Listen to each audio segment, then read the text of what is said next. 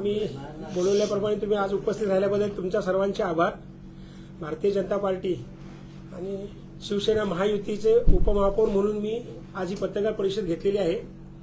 ही पत्रकार परिषद घेण्यामागचं एकच कारण आहे की गेली 4 महासभा झालेल्या आहेत आणि महासभेमध्ये कशा प्रकारे मित्रपक्षाने महायुती म्हणून किंवा मित्रपक्ष भारतीय जनता पार्टीची सदस्यांची म्हणा किंवा भारतीय जनता पार्टीची अवहेलना केलेली आहे आणि मित्रपक्ष युती धर्म पाळत नाही असे वारंवार शिवसेना पक्षाकडून आरोप होत आहे। त्याचाच पर्दाफाश करायचा दृष्टिकोनातून ही प्रेस कॉन्फरन्स घेतलेली आहे। या प्रेस कॉन्फरन्समध्ये एवढं सांगू इच्छितो की भारतीय जनता पार्टीची इच्छा नसतानाही आम्ही महायुतीत लढलो आणि त्याच्यामध्ये आम्ही भारतीय जनता पार्टीचेच नुकसान झालेले आहे। स्वतंत्र निवडणूक लढवली असती तर भारतीय जनता पार्टीचे जास्त नगरसेवक अजून निवडून आले असते। तरीही पक्ष आदेश म्हणून आम्ही सर्व ठाणेकरांनी भारतीय जनता पार्टीच्या ठाणेकरांचे सर्व नेते असतील आमचे पदाधिकारी असतील यांनी युती धर्म पाळून निवडणूक लढवली। या निवडणुकीमध्ये महायुती म्हणून भरघोस प्रतिसाद ठाणेकर जनतेने दिला। या त्याच्यामुळे शिवसेनेचे 76 नगरसेवक आणि भारतीय जनता पार्टीचे 28 नगरसेवक निवडून आले आणि आम्ही युती सत्ता स्थापन केली। सत्ता स्थापन केल्यानंतर गेल्या 4 महिन्यामध्ये 4 महासभा झाल्या। त्या महासभेमध्ये आमच्या सदस्यांना त्यांचे प्रश्न उत्तरे असतील किंवा त्यांचे लक्षवेधी असतील त्या घेतल्या गेल्या नाही आणि गोंधळ घालून 2 ते 5 मिनिटांमध्ये सर्व विषय मंजूर अशी जी भूमिका गेली 4 महासभेत चालले हे चुकीचं कुठेतरी आहे आणि पारदर्शकता हा आमचा भारतीय जनता पार्टीचा अजेंडा आहे। तर त्याचे जे का ठाणेकर जनतेचे विषय आहेत त्याची चर्चा होणे गरजेचे आहे। ती चर्चा न करता 2 मिनिटातच सर्व विषय मंजूर करतात हा याच्यावर माझा आक्षेप आहे। त्याचबरोबर काही सन्माननीय सदस्य व सभागृह नेत्यांनी माझ्यावर आक्षेप घेतला की उपमहापौरांनी सभागृहाचं पावित्र्य राखले नाही किंवा पायदळी तुडवले, पण सभागृहात मीही गेली 5 वर्षापासून काम केलेलं आहे, आताही करतोय। सभागृहाचं आणि महापौर उपमहापौरांचे काय अधिकार आहे ते माहीत आहे। त्या अधिकाराचं मी पालन करत होतो। त्या दिवशी जेव्हा आताची महासभा झाली 15 तारखेला त्या दिवशी 301 हा विषय होता, तो जो फेब्रुवारीमध्ये आलेला होता विषय, तर त्याला फेब्रुवारीच्या विषयामध्ये आम्ही सर्व भारतीय जनता पार्टीच्या सदस्यांनी विरोध केला होता त्या विषयाला आणि त्या विषयाचं मंजुरीला आला होता। तो विषयाची इतिवृत्त मंजुरीला तो विषय होता, त्याला आम्हाला विरोध करायचा होता आणि तो विरोध करायचा असते हे आम्ही सन्माननीय महापौरांना आणि सचिवांनाही आम्ही ते सांगितलं आणि मी खाली उतरलो डायसवरून।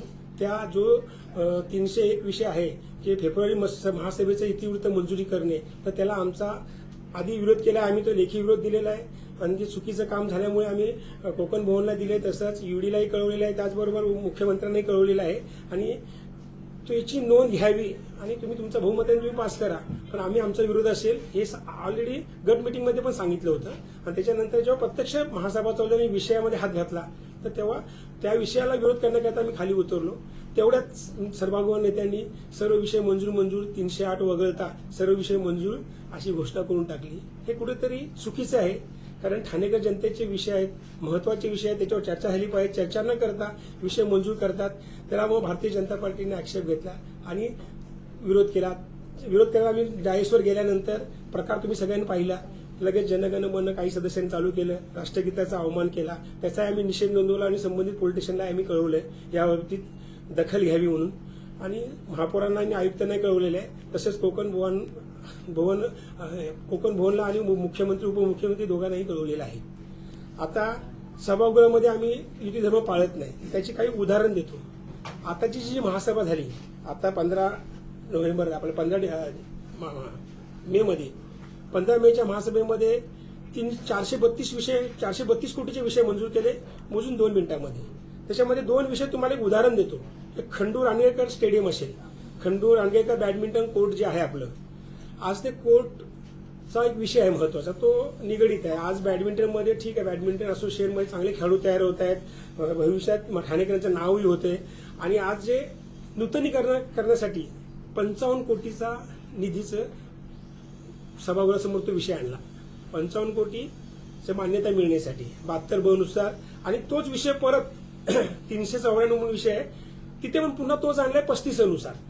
आता एकच विषय दोन दोन ठिकाणी जर त्यांनी आणत असतील, एकच विषय दोन दोन ठिकाणी असेल, एक 319 आणि हे 394.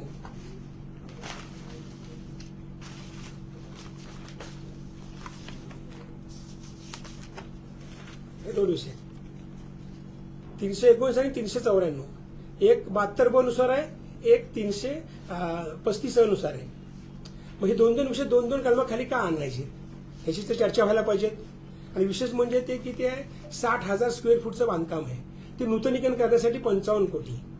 आज त्याचं अनालिसिस केलं आपण 60,000 स्क्वेअर फुटाचं, तर 9,000 पर स्क्वेअर फूट पडतं. आता 9,000 पर स्क्वेअर फूट तो 40 माळ्याची आपण बिल्डिंग बांधतो, तर त्याला 5,000 खर्च आहे आज ठाण्यामध्ये आजच्या घडीला. 40,000 बिल्डिंग जी बांधणार त्याच्या पर स्क्वेअर फूट 40,000 खर्च होतो की अँड लॉकच्या हिशोबाने. आणि जर खंडू आंदगेकर स्टेडियमचं जे आपण बॅडमिंटन कोर्ट करतोय त्याचं क्षेत्रफळ आहे 60-62,000 आणि खर्च करतोय आपण 55 कोटी. मग ते नूतनीकरण करतोय. मग नूतनीकरण केल्यानंतर येणाऱ्या 5-10 वर्षात ते पुन्हा खराब होणार आणि नव्याने पुन्हा टेंडर येणार. आता हे पक्ष हे तर पैशाचा उपयोगच आहे का, कारण जर ते जर नवीन बांधलं तर कमीत कमी ती इमारत 40 वर्ष टिकल. आणि जर ते तोडून नव्याने केलं तर काय होईल, पायाभूत सुविधा आणि चांगल्या आधुनिक पद्धतीचं स्टेडियम बांधता येईल. हे माझं वैयक्तिक मत मानतोय मी. आणि त्याच्यातून काय निर्माण होईल, त्याच्यातून एक निवड की जी वास्तू तयार होईल ती कमीत कमी 40 वर्ष टिकल. मग तुम्ही हा विषय चर्चेला का नाही आणला? चर्चेला आणला असता ठाणेकर किंवा ठाणेकरांनी ज्यांना निवडून दिलं ते सर्व सन्मानित सदस्य याच्यावर चर्चा केली असती. हा एक विषय. त्याचबरोबर तो विषय दोन ठिकाणी आणलाय परत. म्हणजे 35 नुसार 335 नुसार 394 विषय घेतलेला आहे आणि 72 नुसार 319. मग एकच विषय दोन दोन ठिकाणी का आला? का दोन दोन बिलं काढणार आहेत, का दोन दोन प्रस्ताव आहेत? ह्याचा खुलासा कुठे ते सभागृहात व्हायला पाहिजे ना. हे होत नाही. मग हे चुकी कोणाची आहे? मग याचा खुलासा आम्ही महापौरांकडे किंवा आयुक्तांकडे मागितला असता आम्ही महासभेमध्ये, पण ह्यांनी काय केलेलं आहे, जेव्हा बोलूच दिले नाही, मंजूर करून टाकले. त्याचबरोबर दुसरा विषय असा आहे की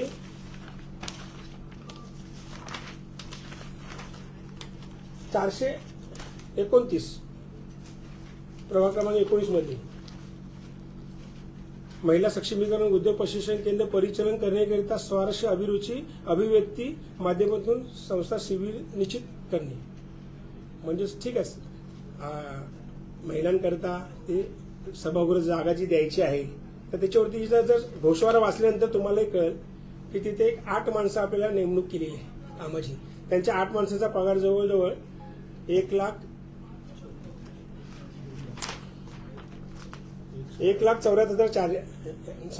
17,40,000 एकूण वर्षाचा आहे आणि महिन्याचा होईल 1,40,000. 30, 50, 80, 1,10,000. म्हणजे महापालिकेला ती वास्तू देणार त्या संस्थेला, त्या संस्थेला पगारी महापालिका देणार, मेंटेनन्स महापालिका भरणार, इलेक्ट्रिक बिल महापालिका भरणार आणि तिथे 8 माणसं जी कामं करणार. म्हणजे महिला सक्षमीकरण असेल, इतर उद्योग असतील, त्यांना जे प्रशिक्षण द्यायचं किंवा त्यासाठी तिथे माणसं नेमणूक करणार ती संस्था. त्या संस्थेचा खर्चही कोण देणार? महापालिका देणार. म्हणजे अशा प्रकारच्या स्थावर मालमत्ता जर वाटप करत असतील तर महापालिकेत किती स्थावर मालमत्ता अशा प्रकारच्या आहेत? म्हणजे सगळेजण अशाच प्रकारे मागणी करतील की बाबा महापालिकेनेच खर्च करावा, आम्ही फक्त बस उभे आहे सांभाळायला. बऱ्याच संस्था आहेत. मग ह्याच्यावरती आम्ही चर्चा केली असते. त्याच्यावर काय चर्चा केली असते ठाणेकर म्हणून, ह्याचं बाबा एक टेंडर काढा, इच्छुक संस्थांची येतील त्यांच्या मागणी, UOI मागवा, तर त्यांना त्याच्यातून जर त्यांच्याकडून आल्यानंतर त्याच्यावर आपण विचार करू, सभागृह निर्णय घेईल ना. मग 2 मिनिटात मंजूर करून तुम्ही जर असे करता, एक तर आपल्याजवळ पैसा नाहीये, स्पिल ओव्हर खाली महापालिका चालले, कॉन्ट्रॅक्टर लोक कामं करायला येत नाहीत, ही वस्तुस्थिती आहे. कामं करायची म्हटलं ऍडव्हान्समध्ये, पण आज नगरसेवक निधी किंवा प्रवास निधी अजून मिळालेली नाहीये. मग ह्या प्रकारे जर होत असेल आणि असे जर विषय मंजूर होत असतील तर मग मित्रपक्ष म्हणून किंवा आज ठाणेकरांनी निवडून दिले म्हणून आम्ही गप बसायचं का? आम्हाला एकच मित्रपक्षाकडे मागणी आहे की सभाशास्त्र सभा चालवा, प्रत्येक विषयाची सखोल चौकशी होऊन दे. मग काही गोष्टी होणार नाही, आम्हाला विरोध नाहीये. चांगल्या विषय आम्ही नक्कीच मंजुरी करू, पण चुकीचे विषय असेल तर चुकीचे विषय आम्ही विरोध करू. पण तुमच्याकडे बहुमत आहे, बहुमत तुम्ही पास करा ना. पण ठाणेकरांना कळून दे नक्की काय ते. हीच भावना आहे आमची. हे तुम्हाला 2 दाखवले प्रत्यक्ष, तसेच अजून बघितले तर भरपूर त्याच्यामध्ये विषय काढण्यासारखे.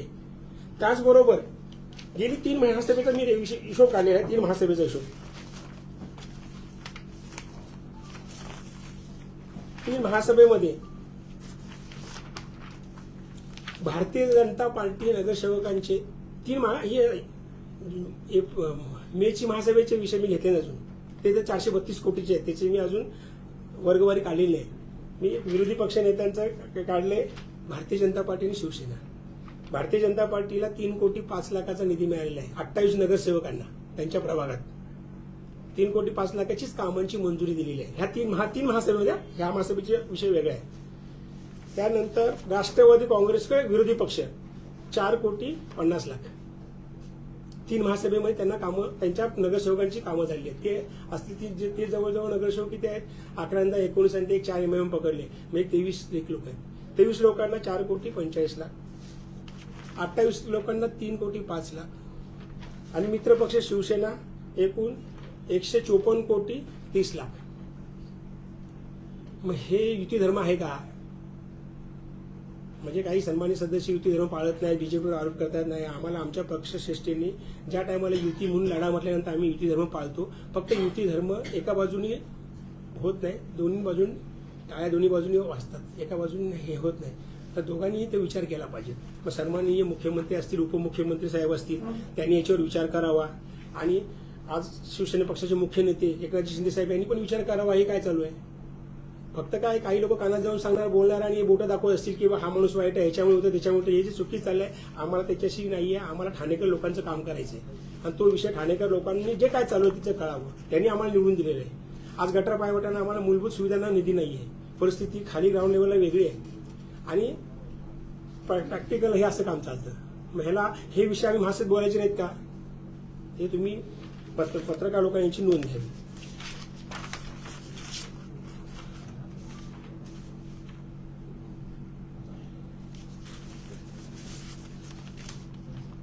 त्याची पूर्ण तुम्हाला मी ते सगळे पेपर कातरून देईन सगळं.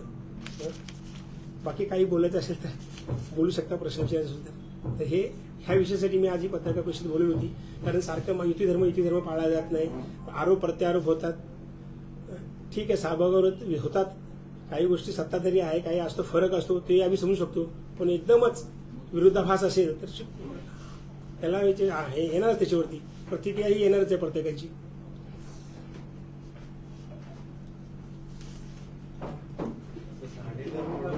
ठाणेकर नागरिकांचा असा प्रश्न आहे की युती म्हणून तुम्ही लढला, युती म्हणून तुम्ही सत्ता स्थापन केली, पण तुम्ही सत्ताधारी म्हणून ते भूमिका बजावतात, विरोधी पक्ष म्हणून तुम्ही भूमिका बजावतात. आणि हा काल काँग्रेसने पण आरोप केला की तुम्ही ही सगळी मिलीभगत आहे आणि प्रस्ताव मंजूर करण्यासाठी ते सगळं चालतं. आता काँग्रेस उभाट्याने आरोप केला की टक्केवारीचं राजकारण आहे. तर काय तुम्ही सांगाल, कारण तुम्ही सत्तेत आहात आणि सगळं परत हे सगळं होतं. ठीक आहे, ठाणेकरांकडे आम्ही युती म्हणून आम्ही महायुती म्हणून आम्ही इलेक्शन लढवलं, ठाणेकरांनी प्रतिसाद दिला, भरघोस मताने आम्ही निवडून आलो, हे वस्तुस्थिती आहे. आणि त्या गोष्टीला किंवा त्या ठाणेकरांना न्याय देण्याची भूमिका ही भारतीय जनता पार्टी करत आहे. आज काँग्रेसने जे आंदोलन केलं, आज काँग्रेस अस्तित्व काय आहे हे ठाणेकरांनी दाखवून दिले त्यांना. आज त्यांचे किती नगरसेवक आहेत सभागृहात, एकेकाळी काय होतं. तर ते काँग्रेसने ह्या गोष्टीवर बोलू नये. यांनी काय केलं मागे, आधी जेव्हा ते होते सभागृहात, काँग्रेसने काय केलं त्याचा इतिहास काढला तर फार वेगळा आहे. त्याचबरोबर शिवसेना उभाटा, त्यांची पण काय लेवल आहे ती पण ठाणेकरांनी दाखवून दिली. आज त्यांचा एक सन्मानित सदस्य निवडून आलेला आहे. आणि त्याचबरोबर टक्केवारीची जी भाषा करतायत, ज्यांनी भाषा केली त्यांनी इलेक्शनला उभे राहावं, एक नगरसेवक म्हणून पहिले निवडून यावं त्यांनी, आणि नंतर त्यांनी आमच्याशी बोलावं. जसं ते म्हणतात की भाजप सदस्यांना निलंबित करा, असं त्यांचं म्हणणं आहे. कोणाच्या? सेनेचे मनोज शिंदे, सन्मानी मनोज शिंदेने जी मागणी केली असेल तर त्याचा विचार करावा. महापौर आहेत, सभागृह, त्यांनी विचार करावा. आम्ही काय चुकीचं वागलेलो नाहीये, हे सगळं आहे. त्यासाठी तर आमच्या सन्मानित सदस्यांनी पहिल्या दिवसापासून मागणी केलेली आहे की सीसीटीव्ही फुटेज किंवा लाईव्ह प्रक्षेपण करावं. जे काय आहे फॅक्ट वस्तुस्थिती लोकांसमोर येईल. आणि आम्ही तिथे कुठला अवमान होईल याचं काम केलंच नाहीये. आम्ही न्याय मागायला गेलो. 301 प्रश्न जेव्हा त्यांनी विषय घ्यायला गेले तर 301 विषयावरती आमचा फेब्रुवारीच्या महासभेचा इतिवृत्त मंजुरीचा विषय होता. त्याला आम्हाला विरोध करणं आमचं कर्तव्य आहे. कारण आम्ही सगळ्या डिपार्टमेंटला त्याच्याबद्दल विरोध नोंदवलाय. तर ते तिथे सभागृहात नोंदवणं आमचं काम होतं. ते नोंदवायला गेल्यानंतर यांनी विषय मंजूर केलेले आहेत. मग ते जर त्यांनी घाईमध्ये सगळे विषय मंजूर केल्यानंतर आम्ही जा विचारलं, म्हणजे हा जर गुन्हा असेल तर त्यांनी करावं निलंबित.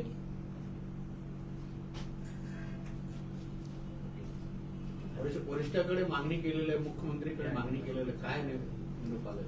आमच्या 28चे 28 नगरसेवक सन्माननीय प्रदेशाध्यक्ष रवींद्र चव्हाण साहेब आणि जिल्हाध्यक्ष संदीपजी लेले यांच्या अध्यक्षतेखाली सर्व नगरसेवकांची मीटिंग झाली 2 दिवसापूर्वी. त्या मीटिंगमध्ये प्रत्येक नगरसेवकाने आपली भूमिका मांडली. आज आमच्या कशा पद्धतीने काम होत नाही किंवा आम्हाला बोलू दिलं जात नाही किंवा आमचे विषय घेतले नाहीत, लोकांनी कामाचे आमचे जे प्रस्ताव पडलेले आहेत पंडित ते प्रस्ताव त्यांनी घ्यावे ही आमची मागणी होती, पण ते आम्हाला डावललं जाते. तर ती सगळी भूमिका आम्ही तिथे मांडली. तर सन्माननीय प्रदेशाध्यक्षांनी ती भूमिका घेऊन वरिष्ठ स्तरावर म्हणजे मुख्यमंत्री देवेंद्र फडणवीस आणि महायुतीचे मुख्य नेते शिवसेनेचे DCM साहेब एकनाथजी शिंदे साहेब यांना आम्ही सविस्तर कळवून पुढची भूमिका घेऊ असं ठरलेलं आहे. तर काल जर आपण बोलतोय तुमच्यामध्ये जो वाद दिसतो, परंतु काल गटनेत्याच्या उद्घाटनाला तुम्ही देखील गेलेला, पण लोकांमध्ये हा संभ्रम निर्माण होतो की एकीकडे तुम्ही युती धर्म पाळताय, एकीकडे विरोध करताय. बघा, महासभेमध्ये जे विषय आहेत की लोकांचे विषय आहेत तिथे ज्या काही चुकीच्या गोष्टी आहेत त्याला न्याय द्यायसाठी आम्ही एक नगरसेवक म्हणू किंवा महापौर जरी उपमहापौर जरी असलो तर भारतीय जनता पार्टी ते काम करत आहे. लोकांची जी कामं आहेत आणि ती कामाचे जे विषय येतात त्याची चर्चा झाली पाहिजे. त्याचबरोबर मित्रपक्ष गटनेत्यांचं जे कार्यालय होतं शिवसेना पक्षाचं ते उद्घाटन सोहळा होता, त्यांनी निमंत्रण आलं होतं, तो विषय वेगळा होता. निमंत्रण दिलं आणि असं जाणून बुजून आपण न जाणं हे चुकीचा विषय होईल. त्यामुळे आम्हाला निमंत्रण आलं म्हणून आम्ही तिथे गेलो होतो, त्यांना शुभेच्छाही दिल्या पुढील वाटचालीसाठी. सन्माननीय मुख्य नेते DCM साहेब पालकमंत्री यांनाही भेटलो आम्ही. ते असंही म्हणतात की तुम्ही सत्तेतून बाहेर पडा, आम्हाला विरोध करत असतात. आता ते सत्तेतून बाहेर पडा बोलणारे ते कशा पद्धतीने निवडून आले त्यांनी बघावं अगोदर. मग सत्तेतून बाहेर पडायची भाषा होती तुम्ही महायुती करायचीच नव्हती. मग करायची असेल केली का हा पहिला माझा प्रश्न आहे. जर नसेल तर आता जे काय माहिती म्हणून लावलं त्यांनी सर्वांनी माझ्यासाठी मी राजीनामा द्यायला तयार आहे. जाऊ जनतेच्या दालनात परत, जनता ठरवल कोण सत्तेत राहायचं कोण सत्तेत व्हायचं. आणि आमचे वरिष्ठ नेते आहेत ते ठरवतील आम्हाला. तो माझा अधिकार नाही आहे किंवा आमचा अधिकार नाही, तो वरिष्ठ नेत्यांचा. माहिती वरिष्ठ लोकांनी केली, ते वरिष्ठ लोक निर्णय घेतील ते आम्हाला मान्य राहील. पाटील साहेब महत्वाचे विषय असतात पण त्याच्यावर चर्चा होत नाही. सतत जरी चर्चेला घाबरतात, तुमचं काय म्हणणं आहे? नक्कीच घाबरतात. आता हे 2 विषय तुम्हाला मी दाखवले, असे बरेच विषय गेले 4 महासभेचे. आता ह्या 432 कोटीचे विषय ह्या महासभेत होते मेच्या, तर हे विषय आहे ना रेटून यायचे आहेत असा अर्थ दिसतोय. मग तुम्ही चर्चा का करायला घाबरताय? आमचं म्हणणं की चर्चा करा, खुली चर्चा होईल आणि तुमच्याकडे बहुमत आहे. चर्चा झाल्यानंतर प्रत्येक नगरसेवकाला त्याच्या प्रभागाच्या नुसार किंवा त्याच्या लोकांच्या सूचनेनुसार तुम्ही मत मांडेल ना. लोकांना मत मांडायला द्या तुम्ही नगरसेवकांना. 2 मिनिटात 3 मिनिटात सर्व हजारो कोटीचे विषय मंजूर होत असतील हे योग्य नाही ना. महासभा लाईव्ह का होत नाही? जर मुंबई महापालिकेमध्ये होत आहे आणि ठाणे महापालिकेत होत नाहीये, ते म्हणतात दोन्हीकडचे नियम वेगळे आहेत. एक महाराष्ट्र प्रांतीय अधिनियम आहे आणि मुंबई प्रांतीय अधिनियम आहे. आम्ही तसं सन्माननीय महापौर मॅडम यांनाही आम्ही कळवलेलं आहे, आयुक्तांनाही कळवले आहे की आमच्या सन्मानित सदस्यांनी बरेच सदस्यांनी हा विषय पत्रिकेवर विषय घेतलेला आहे आणि तशी मागणीही केलेली आहे की महापालिका लाईव्ह करावी, जेणेकरून ठाणेकर जनतेला जे काही गोष्टी आहेत ते कळेल. आमच्या गटनेत्यांनी पण काल नोट काढले, त्याच्यामुळे त्यांनी मागणी केलेली आहे. तुम्ही त्याचा हे घ्या, लाईव्ह प्रक्षेपण केल्यानंतर आमचा नगरसेवक काय करतोय किंवा काय बोलतोय ते लोकांना पण कळून दे ना. आणि कुठल्याही विषयावर काय चर्चा होते ठाणेकर जनता बघत. आमची मागणी आहे ही की बाबा लाईव्ह प्रक्षेपण लवकरात लवकर करावं. काल झालेल्या उद्घाटन प्रसंगानंतर तुम्ही स्वतः तुमचे जिल्हाध्यक्ष संदीप लेले असतील किंवा महाराष्ट्र राज्याचे उपमुख्यमंत्री एकनाथ शिंदे असतील एका दालनामधून चर्चा झाली, नेमकी ह्या संपूर्ण विषयावर काही चर्चा झाली आहे का किंवा शिंदे साहेबांच्या कानावर तुम्ही भारतीय जनता पार्टीने ही गोष्ट टाकली का की तुमच्या कशा प्रकारे असेल? आम्ही आमच्या वरिष्ठ नेत्यांना कळवलं आणि सन्माननीय गटनेते शिवसेनेचे त्यांनाही आम्ही कळवलं किंवा अशा पद्धतीने जर चालत असेल तर चुकीचं आहे. एक त्याच्यावर योग्य तो भूमिका घ्यावी. म्हणजे आमच्या जिल्हाध्यक्ष असतील, आमचे आमदार असतील, स्थानिक संजयजी केळकर असतील, निरंजन डावकरे साहेब असतील, या सर्वांना आम्ही कळवले. तसे जिल्हाध्यक्षांना पण त्यांनी मग चव्हाण साहेबांची भेट झाली. त्या गोष्टीमध्ये आम्ही आमच्या सगळ्या नगरसेवकांनी आपली भूमिका मांडलेली आहे आणि ते आता वरिष्ठांची चर्चा करून पुढची भूमिका ठरवतील. पक्षाची भूमिका घेईल ते आम्हाला मान्य आहे. पुढच्याही महासभेमध्ये असंच वातावरण राहिलं तर आता ते मित्रपक्ष असं त्यांनी ठरवायला पाहिजे कशा पद्धतीने महासभा घेतली पाहिजे. प्रत्येक विषयावर चर्चा झाली पाहिजे ही आमची भूमिका आहे. बाकी त्याच्यामध्ये बाकीच्या गोष्टीमध्ये आम्हाला हे नाही आहे, पण विषयावर चर्चा झाली पाहिजे आणि चर्चा झाल्यानंतर विषय मंजूर करा ना. आम्हाला त्याच्यावर विरोध नाहीच आहे.